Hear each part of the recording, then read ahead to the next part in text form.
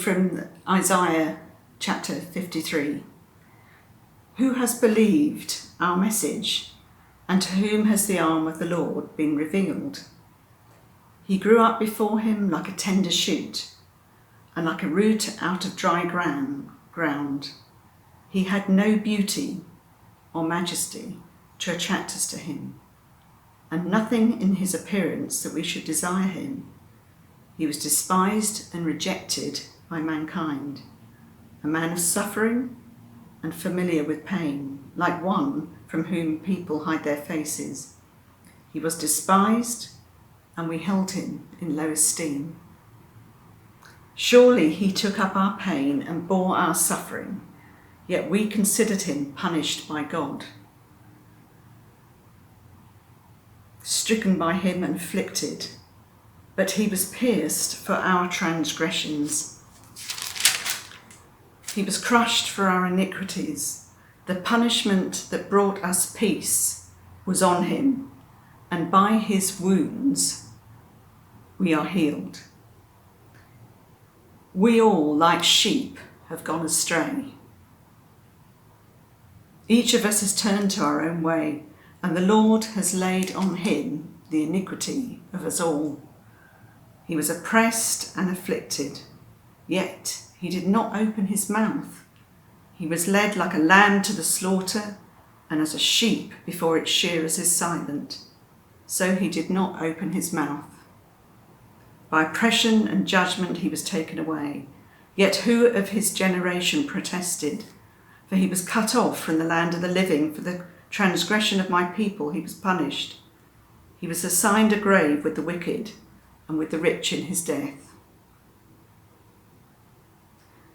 Even though he had done no violence, nor there was any deceit in his mouth. Yet it was the Lord's will to crush him and cause him to suffer.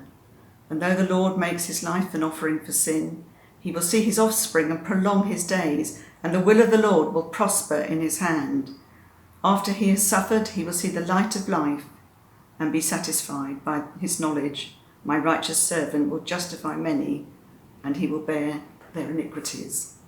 Therefore I will give him a portion among the great, and will divide the spoils with the strong, because he has poured out his life unto death, and was numbered with the transgressors, for he bore the sin of many and made intercession for the transgressors.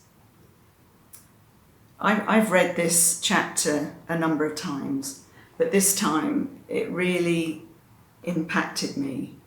There are so many verses in here that are just so powerful that I just recommend to you that you read it again, maybe in some other translations, and you just meditate on each verse and just allow it to permeate your heart and your soul.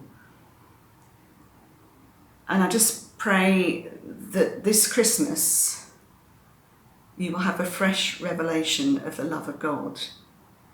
As we celebrate the baby in the manger, we can't afford to forget the cost and the path that Jesus actually took, because he loved us and wanted to reconcile himself with us. And when I think back at my life, I really cannot think of anybody who would love me sufficiently to have done all this, walked this path the way Jesus did.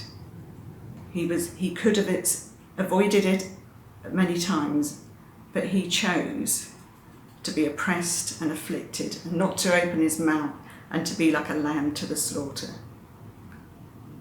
And so, as I say, I just pray that you just open your hearts and just give thanks to the Lord. And I just pray that you will all have a very deep revelation of the great love of Jesus and the Father.